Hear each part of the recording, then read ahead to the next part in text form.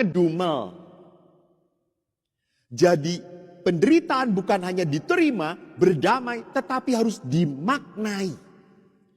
Maka lihat pengorbanan demi sebuah kebaikan bersama. Kenapa? Karena ada pengorbanan yang terjadi karena kekonyolan. Ada banyak. Ini penderitaan yang terjadi karena kekonyolan, bukanlah pengorbanan yang diminta oleh Yesus. Kan saya sudah gampang sekali toh memberi contoh. Saya ujian, ulangan, nilainya jelek. Tidak bisa saya berkata, oh Tuhan sedang mencobai saya. Semprul. Orang saya tidak belajar kok, ngomongnya Tuhan tidak mencintai saya. Jadi lihat di sini banyak penderitaan yang terjadi karena apa? Karena kekonyolan kita, kesalahan kita.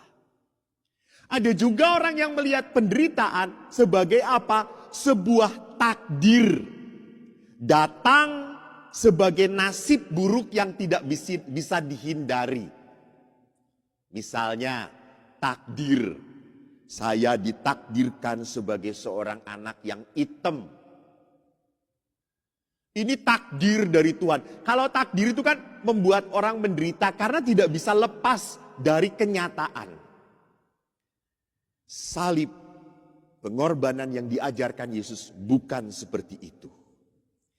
Yesus menerima salib dengan rela, ikhlas, tanpa memberontak. Inilah orang yang menemukan makna penderitaan.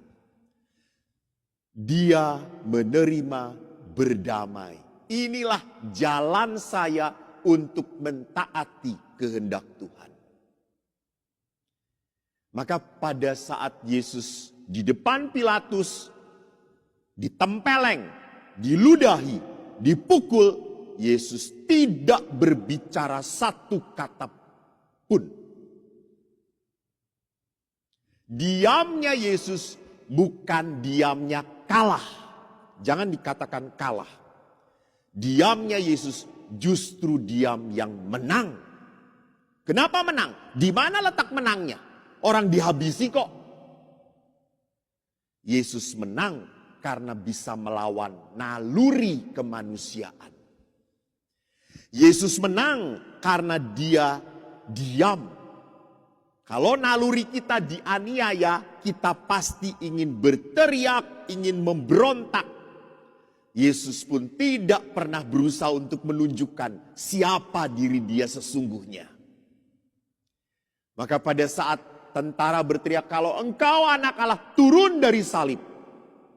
Yesus tidak mengatakan apapun. Inilah naluri ketuhanan.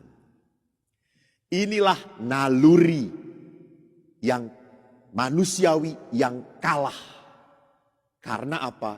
Karena Yesus melihat penderitaan ini harus saya tanggung demi kebaikan manusia. Maka saudara-saudariku, sadarlah kalau Yesus berkata, mau mengikuti aku tidaklah mudah. Menjadi seorang Kristiani bukan hanya ketawa ketiwi, cukup hari Minggu ke gereja, tidak cukup. Kita harus setia menjalankan panggilan kita. Dan panggilan yang paling berat adalah apa?